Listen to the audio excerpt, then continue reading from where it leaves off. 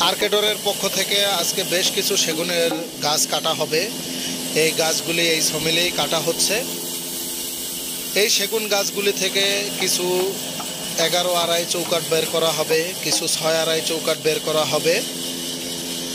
আর এই সেগুন গাছগুলি হলো চিটাগংয়ের সেগুন গাছ।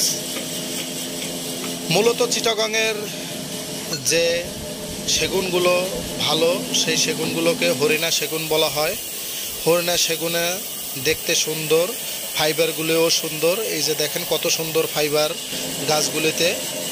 এখন মূলত 11 ইঞ্চি বাই 2.5 ইঞ্চি যে চৌকাঠগুলি, সেই চৌকাঠের